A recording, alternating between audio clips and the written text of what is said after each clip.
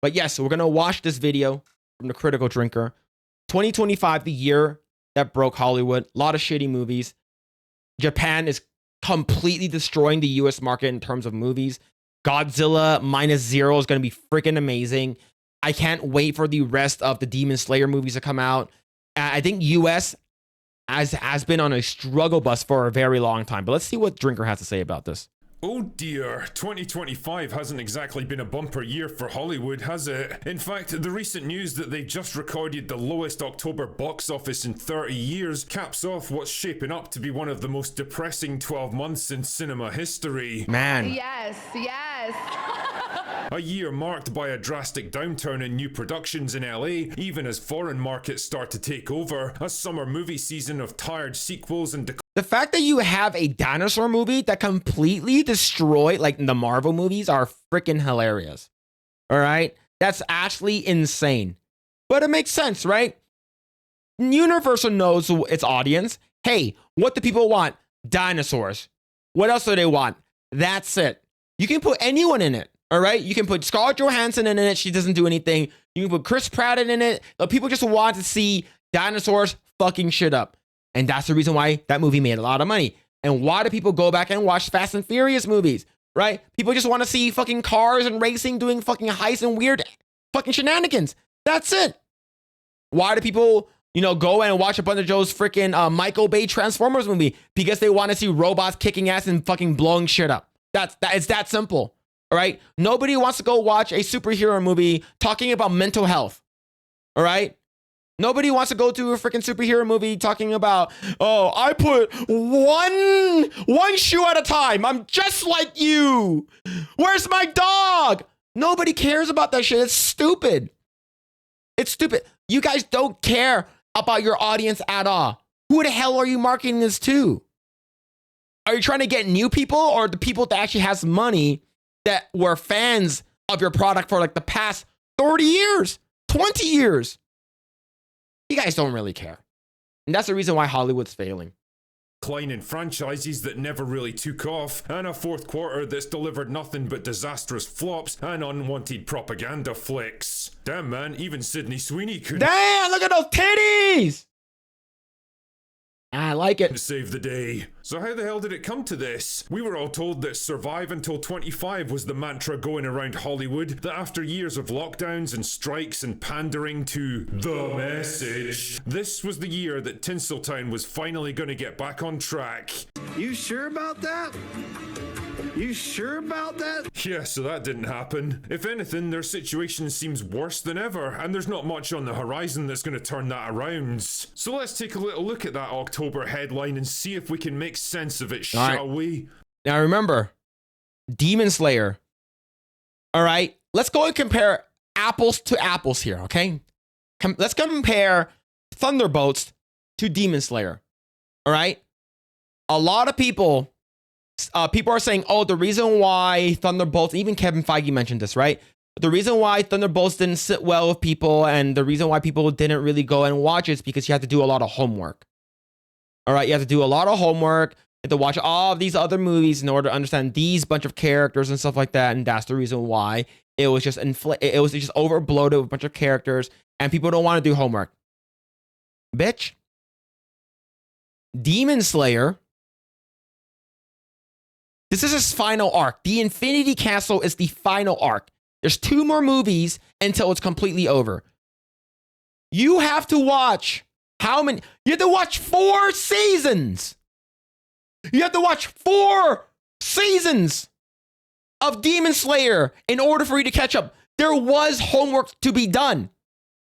All right? You got to watch the first season. You got to watch Mugen Train. You got to watch Entertainment Arc. You got to watch Hashira Training Arc. You got to watch all 4 of those in order for you to understand Infinity Castle. And people went. It's because the story was good. The animation was good. The movie was made for the anime fans and the freaking manga fans. That's the reason why it did well. All right? Don't give me that garbage. Oh, I have to do homework. Yes, that is a criteria. But all the homework that you have to watch is trash. It has been trash for a long time. Chainsaw Man did really, really well. Infinity Castle, Demon Slayer, Kimetsu no Yaiba cost under $25 million to make, and it made over $650 million. I don't want to hear it. According to the Hollywood Reporter, October has seen the lowest box office returns since 1997, when they took in just $385 million. 97. Although if you actually bother to adjust for inflation, which you probably should because it's kind of a big deal these days, that number's more like 700 million in today's. And I remember people are complaining about, oh, the inflation. Well, if you actually factor in the inflation and stuff like that, what's it called again? Man of Steel actually made a crap ton of more money than Superman 2025. Oh, but talk about ticket prices and stuff like, no, I don't want to fucking hear it, right? If you're factoring in inflation for Superman, Man of Steel, that movie would have made almost $1 billion, okay? And this movie, this Superman movie, barely scathed past $600 million. Today's money. But whatever way you choose to look at it, it's been a shitty month for Hollywood movies, and it's been driven mostly by a complete lack of anything worth watching. Tron Ares was the big tentpole movie of the month, a disastrously bad sequel made by a company that isn't just scraping the bottom of the barrel for old IPs, it's now digging several hundred feet below it. You can tell they wanted to release this thing in the summer, but they knew it could never hope to compete with the big wannabe. The movie fucking sucks. I didn't even bother watching this movie. I saw Jared Leto in this movie and like, man, this movie gonna fucking suck. And I predicted the future, and I was right. Everything Jared Leto is in is gay. And that's the reason why he won money. And not won money. He fucking won an award for the Dallas Buyers Dick. Everything that he's in is gay. Gay vampire, gay clown, now gay Tron. Go back to making music. Everything that you do, fucking nail in a coffin. Blockbusters, so instead it got punted to the October dumping grounds. One battle after another was a typical Oscar bait Hollywood wankfest that feels like it arrived about 10 years late. Oh, this is like the Leonardo DiCaprio Black Daughter bullshit, right? What the fuck is this? To the party, pushed out onto a weary audience that's now thoroughly sick of political lectures. Nobody was interested in this one, and the whole thing came and went like a fart in the wind. Even The Smashing Machine, which was supposed to be The Rock's big comeback movie. Oh yeah, he's like, hey man, I don't want to be just known for the fucking meathead, you know, buff guy. I really want to focus on my acting skills and stuff like that. Did this movie do well? No, I don't think it did. Marrying his star power with indie filmmaking sensibilities failed to make any impact whatsoever. It wasn't exactly a bumper year for the dog movie, either. Good Boy. Yeah, Good Boy offered up a novel spin on the traditional horror film, but with a $6.5 million haul, it wasn't exactly setting the box office on fire. The only big horror movie of the month was Black Phone 2, a pretty by-the-numbers sequel that brought in 70. Didn't Conjuring: The Last Rite did a shit ton of money as well? Let me double check. I heard it did. I heard it made more money than all the other Conjuring movies, right? Conjuring: The Last Rite box office. Yeah, it did 493 million worldwide, which is pretty good according to what I heard. Because if you think about it, not a lot of horror movies make a lot of money. Movie of the month was Black Phone 2, a pretty by-the-numbers sequel that brought in 70 million domestically. Ironically, the one movie that could have actually turned it around was Frankenstein. Oh man, Frankenstein was legit good. What? Okay, I know a lot. There are some people who didn't like Frankenstein because of the monster, and they deviated it a little bit from Mary Shelley's Frankenstein. But this is legit. Like my favorite film of the year, like in terms of like movie, right? Because there's movies and there are films, right? Movies are there for you to like eat popcorn, watch and cheer and shit like that. Films are like the ones that win awards. And I think out of everything, I know people don't like Oscar Isaac and stuff like that because of politics or whatever. It doesn't really matter. I would say Frankenstein deserves Best Picture. All right. And here's the thing. I don't really fucking care about Academy Award shit because it's all just fucking circle jerking and stuff like that.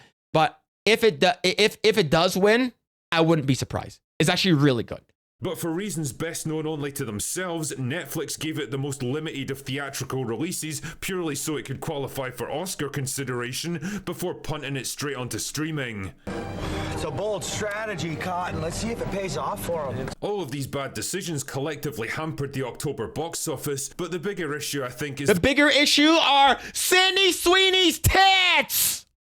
God damn! The complete lack of theatrical momentum. Basically, people just aren't that motivated to go to the movies right now, and the longer this goes on, the less likely they are to come back. And that particular problem can be traced all the way back to the so-called summer blockbuster season, which consisted mostly of disappointing sequels, awful remakes, and dreary franchise movies that we've seen a million times before. The superhero genre continued its sad descent into cultural irrelevance. All three of the big Marvel movies failed to make an impact, and even James Gunn's Superman by James Gunn barely managed to struggle past 600 million. I don't care what anyone tries to tell you, Warner Brothers were absolutely expecting $1 billion movie out of that. Oh, absolutely. And that's the reason why, like, when it came out and even James Gunn heard about the early what's it called again, viewings that people saw, the early access screenings and stuff like that, it wasn't getting as big of a I guess attention. It wasn't getting as big of a hype that it should have gotten.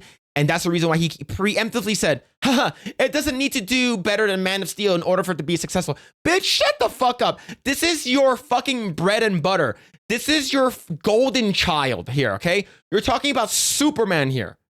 Superman should have been a $1 billion movie, given the fact that this is supposed to be really, really good. You're using the new 52 shit, and you're getting it done by James Gunn. It should have been an easy knock it out of the park moment.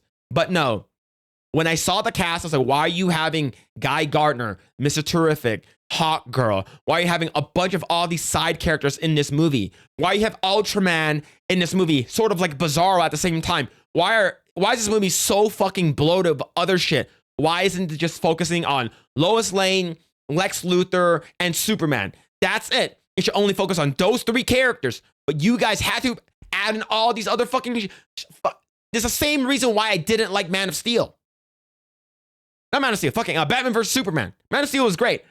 There's a reason why I didn't like Batman vs. Superman. It's because it was fucking extremely overbloated because fucking Zack Snyder was like, oh, I'm gonna try to copy Marvel and get this fucking DC Justice League going. Bitch, one step at a time, bro. Let it cook. Let it simmer. Trust the process. But no. James Gunn does not know how to do character building. One character piece movies. He's good with character ensembles, okay? Superman, he's good with the Justice League. But you need to establish him first.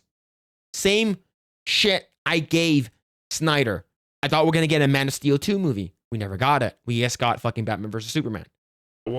Jurassic World Rebirth, the 7th movie in the franchise, did better with $870 million worldwide and ultimately won the battle of the box office in July hands down, even though it made over $130 million less than its predecessor, and it was so fucking dumb and forgettable that I genuinely have to remind myself it even exists. Well, you gotta remember the Dick Rex, the D Rex, the Down Syndrome Rex. When I first saw that toy at Target, I was like, is this in the movie? And I saw it. Who's gonna buy this shit? This is like a Down syndrome dinosaur. This is stupid. But you know what? I couldn't find it ever again. I could not find the D-Rex in stores. It was not in the toy. It wasn't in the toy aisle at Target. Mission Impossible Final Reckoning was yet another big franchise sequel and another major disappointment, with a pointlessly convoluted story and an ending that failed to live up to the movie's title. Lilo and Stitch, the biggest Western movie of the year and the only I did not Hollywood watch that. production to break $1 billion, was another live-action remake of a Well, they freaking changed the ending and stuff like that, right? Ohana Ashley doesn't mean family because I want to go learn fucking marine biology, so I'm going to go to school. You're going to stay here with our fucking neighbors and shit like that, right? This is not what they wanted. You have a Bible. Disney legit has a Bible that can copy, basically carbon copy it, all right? Just make it, add in a little bit flares here and there, add your own shit.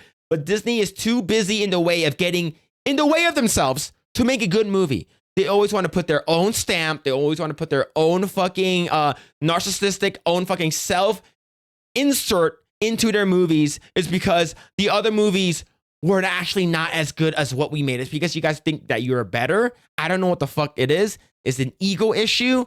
And these people need to be humbled. And I know that the movie did well enough. I didn't watch it though. fucking 20-year-old animated movie. Son of a... So was How to Train Your Dragon, in fact, and I can't shake the feeling that the success of both movies was predicated on parents in their early 30s wanting to relive their childhoods while shutting their own kids up for a couple of hours. Yep. In fact, it's kind of telling that by Nezatu. I just recently watched Nezatu. I watched it like last month. Was it as good as everyone said? Yeah, it was. This movie was in theaters for about 2 months and it made over $2 billion because of the Chinese market. It came here in the US and it got what's it called? I got localization. It got dubbed in English. You can actually watch it.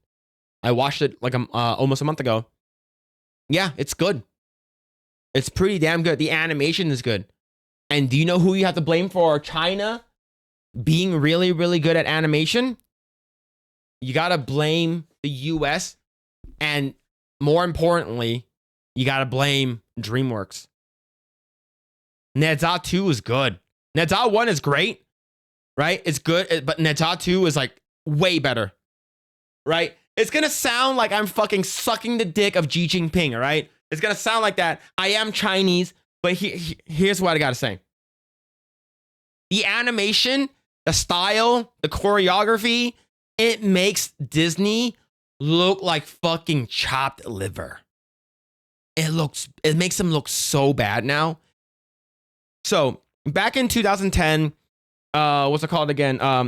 Glenn Keane, the animator for Little Mermaid, Tarzan, you know, Tarzan, the fucking tree sliding shit, right? Like he's a legendary animator. He joined forces with DreamWorks and they opened up a studio in Shanghai called Pearl Studios. And it's basically a subsidiary and an offshoot of DreamWorks. And they basically taught Chinese civilians and people over there how to do animation, how the Western people did animation. So they did it for about 2 years, and they made a movie. I forgot what it's called, but they made a movie, and the movie was okay. And they started getting better and better and better. And then eventually, I believe they just like didn't work out, and China wanted to work on their own stuff. They wanted to make their own stuff. They wanted to tell their own stories. So in about 2017, I think, that's when Nezha 1 was basically, they're working on Nezha 1. And when Nezha 1 came out, it did really, really well. They started doing a bunch of other like Chinese mythology stuff. And that's how it started, right? They're like, hey, let me go over there and teach you guys how it's done. Glenn Keane, fucking legendary animator, is going to teach you how it's done. And now they're with the fucking unlimited amount of money that China has and the shit ton of people that they have over there. And they work like fucking 16-hour workdays. They legit are making the US look like garbage animators. All right? In terms of how good the animation was. If you guys haven't seen it, watch part 1 and watch part 2. It's actually legit good. All right? But I ain't no sucking on no Xi Jinping dick, all right? far the biggest movie of the year wasn't even made by Hollywood. Yeah, like 99% of its revenue came from Chinese audiences, but make no mistake, the moment Chinese filmmakers figure out how to produce domestically popular movies that also have global appeal, Hollywood is fucked. Well, here's the thing. Hollywood, it's already fucked. Drinker, Hollywood is already fucked, and they've been fucked for the past like fucking 5 years. All right? This goes to show, like he said, it made over $2 billion without U.S. market. It goes to show they don't need us anymore.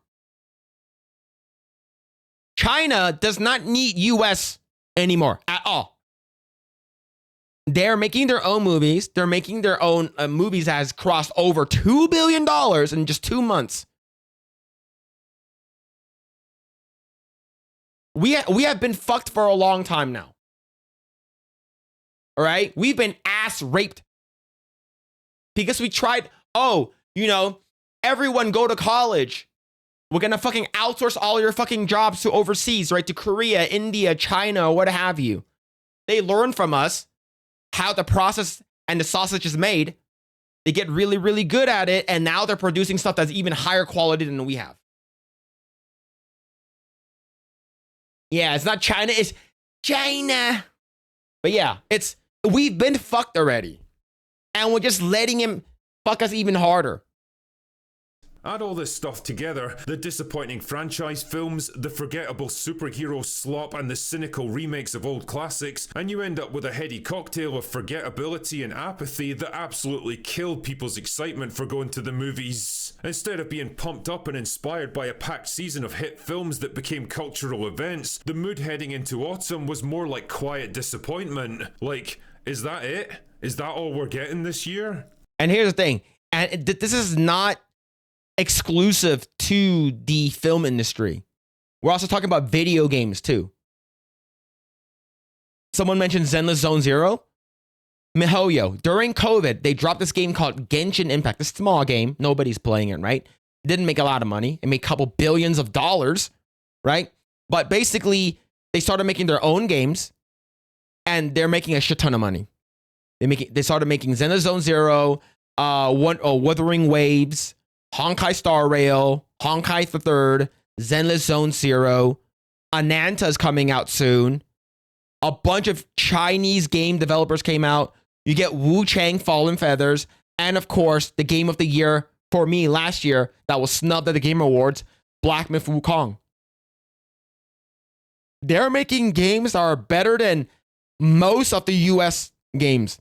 Now, a very, very telling point that how the US has been fucked for a very long time is you got to also look at the Game Awards nominees for last year. Every game was either from Japan, China, Korea, or what's it called again? Canada or some shit like that. Nothing from the US. America has been fucked. All right? So you have Astrobot, right? Astrobot's Japan. You have what's it called again? Black Myth Wukong from China, Balatro, and a bunch of other games that are all from Japan and China. It wasn't exactly helped by not a exclusive to dismal films. August and September, populated almost entirely by re-releases and stale holdovers from the summer. Was it all terrible? No, of course not. Sinners got a lot of well-deserved big praise, titties, but its sensibilities were more like an art house film than a tentpole feature. Weapons was a fun little horror movie that definitely kept us entertained, but again, it wasn't enough to become a major event. One of the few genuinely decent big-budget F1 hurts pretty good. to come out was Joseph Kosinski's F1, a film that actually left me feeling good in a way I hadn't since Top Gun Maverick. But even that that's couldn't Astro repeat the Top Boy Gun success and finished up with 630 million worldwide. Not terrible, but not exactly stellar either. And most importantly, another movie to add to the list of films that nobody really talked about after it left theaters. The point I'm making with all if K-pop Demon Hunters was released in theaters, it would have broken $1 billion easy. You know how many people dressed up as Huntrix when I brought my son out to trick-or-treating for the first time? There were so many people dressed up. The top 5 characters for Halloween this year was, number 1 was Rumi. Well, number 2 was Zoe. Number 3 was Mira. Number 4 was Jinnu. And number 5 was Baby Saja. What's all that? That's one movie. None of it was Marvel. None of it was DC. None of it was current day shit. And a bunch of the stuff after that is Demon Slayer stuff. That's when you know you are culturally irrelevant when it comes down to entertainment, that the kids don't even wear your costumes anymore. Like I said, if K-pop Demon Hunters was released in theaters and was not released on Netflix by itself, that movie would have made over $1 billion. It's still relevant to this day. The movie's pretty good. I liked it. All this long-winded bullshit is that Hollywood failed to generate the kind of cultural and financial momentum over the summer that it really needs to keep things ticking over until the holiday season. It's been a depressingly uninspiring year for the most part, with nothing to really get fired up and passionate about, and it's leaving people with fewer and fewer reasons to go to the movies. Then there's the other problems that have been brewing for years now and are really starting to bite in 2025, like the rise of streaming services and the increasingly short release windows that are actively incentivizing people not to bother with the cinema experience. Why pay like $25 and drive for an hour, then sit through another 30 minutes of trailers to go see a movie you don't particularly care about anyway, when you can watch it in the comfort of your own home in a matter of weeks, and you won't have to deal with some dickhead in the row in front talking and farting his way through the whole thing. Shit, man, big screen TVs and projectors are so cheap now that most people can afford a pretty decent home cinema setup. And yeah, obviously it's not going to compete with IMAX, but be honest with yourself, most of the time, who the fuck even cares? And there's just no avoiding this next one. Oh my god, I completely forgot this movie came out this year. Oh my god, man, I completely forgot about Snow White. Holy shit, what a fucking disaster that movie was. Hollywood's obsession with identity politics has been slowly killing it over the past 10 years, bringing down every big money-making franchise, stunting projects that might otherwise have been successful, alienating half their potential customers, and souring them on the very people who used to get arses in seats. Movie stars. I've talked at length about the self-righteous actors who make it their business to lecture the rest of the world on how to think and act, but now it finally feels like the collective culture of Hollywood is slowly trying to distance itself from a culture war they've clearly lost. Shit, man, even Jennifer Lawrence, the first female action star according to Jennifer Lawrence, finally seems to have realized that there's a world outside of her safe, privileged Hollywood bubble, and a lot of the people in it don't agree with her political takes. In fact, about 100% of them don't even need to hear her political opinions for any reason, because she's a fucking actor, not a political pundit. It's not her job to voice her thoughts on this stuff, and it never was. 100%. I agree with him 100%. Like I said back in the day, we never knew the political standings and leanings of celebrities, right? Because in my opinion, I always thought the celebrities were fake. All right, and hear me out. The reason why they're fake is because they're larger than life. You can only see them on TV. You don't follow them. Like, there wasn't any social media back then. There wasn't Instagram, Facebook, or whatever, Twitter, where you can actually follow them directly and you can see their tweet and stuff like that, right? They're so larger than life. They're so removed from your day-to-day that you don't consider them real people. If they're only people on screen, right? And that's how it should be. It should be like that. I don't need to know who you voted for. I don't need to know what Republican senator or president you hate. I don't need to hear any of that. All right? Just fucking act. Do your job. Pretend to be someone else. All right? You guys are adult pretenders. Do that. All right? You guys get paid like multi-million dollars. All right? Robert Downey Jr. is getting paid like $90 million to $100 million for his role as Dr. Doom. All right? Just act. I don't need to hear whether or not you're going to be voting for Donald Trump, fucking the Avengers come assemble, and making sure that you vote for Kamala Harris, okay? I don't need to fucking hear that shit, Mark Ruffalo, Scarlett Johansson. Fucking act, okay? Yeah, you could probably argue she's about half a decade late to the party on this one, and she's only saying it now because her career's on better the late than ever, I would say. That makes the Hindenburg look like a model of stability. Oh, the humanity! I think her sentiments reflect a growing acceptance in Hollywood that when you're in the business of entertainment, well, Politics is bad for business. I know, it seems pretty obvious to us, but what can I say? I guess they're kind of retarded in that part of the world. Yep. So what exactly does the future hold for Hollywood at the box office? Are they eventually going to get back to printing money and entertaining the masses? Or will they slide into cultural irrelevance and get replaced by cheap AI slop and foreign competitors? I think it's going to be both. I think that they're going to be replaced by AI. And if they're not going to be replaced by AI, they're just going to be weaned out of existence, I think, most of the time. Now, AI is inevitable. Whether you like it or not, AI is 100% inevitable. It's coming for everyone's jobs, and it eventually take over people's jobs. All right? Like, the last thing that will probably take over are, like, manual labor people, like people who, like, you know, has like a trade where they're like digging trenches or something, that electricians, plumbers.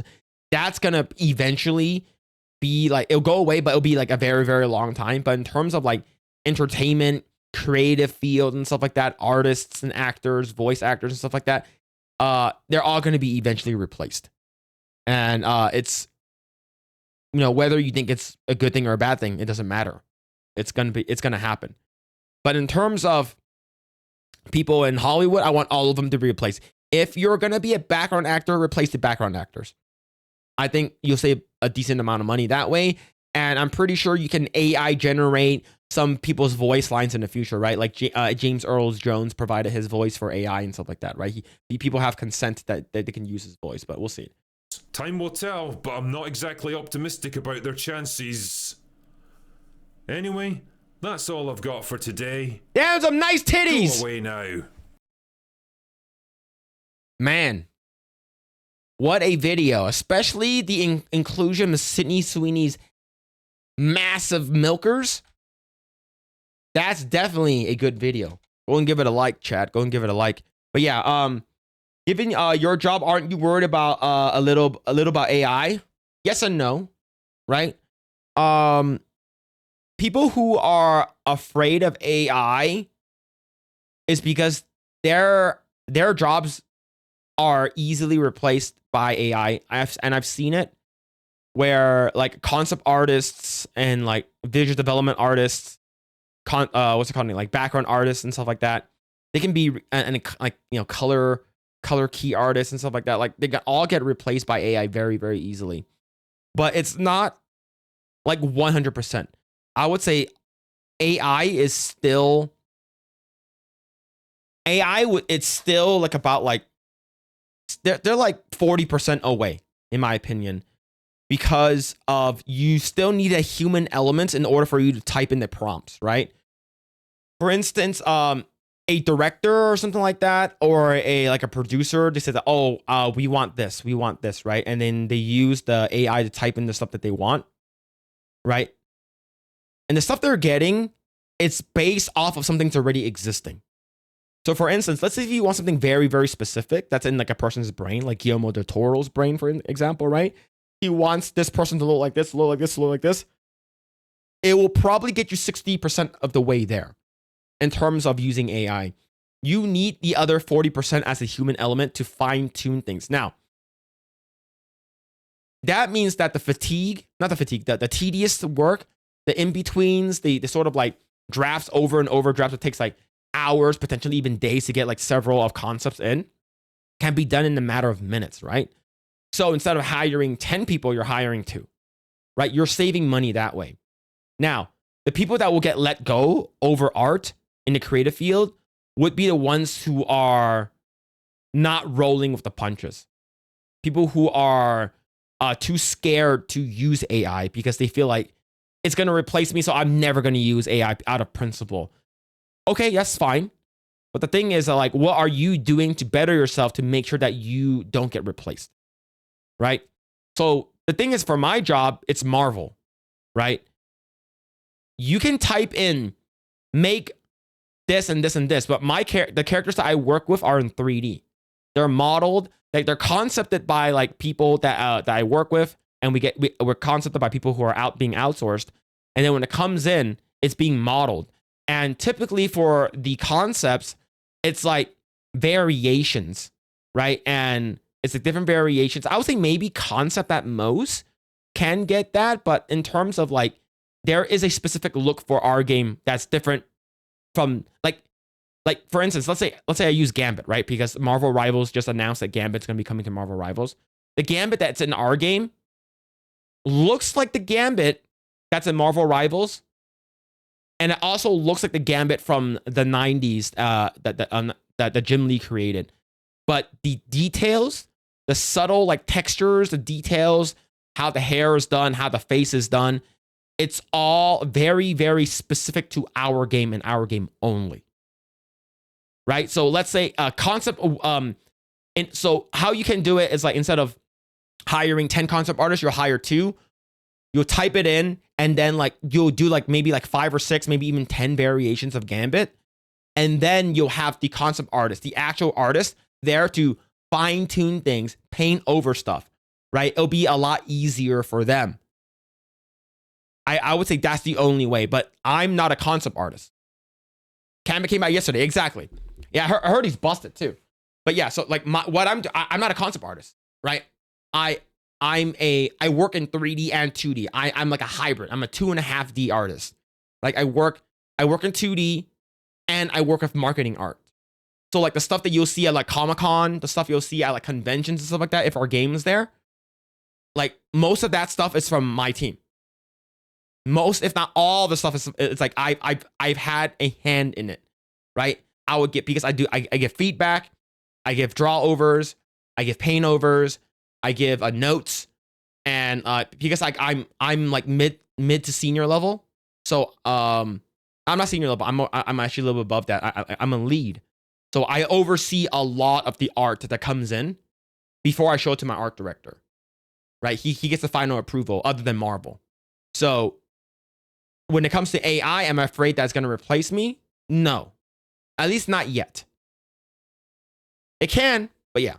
But yeah, I've been rambling on for about art and AI in my job for a little bit, but overall, I think that it can be in the future, it probably eventually will get replaced. I think that's what's gonna happen eventually, but not yet. But yeah, other than that, I think I agree with everything that Drinko said. I think that he's pretty basically on the ball here in terms of he's on the money in terms of that. But yeah,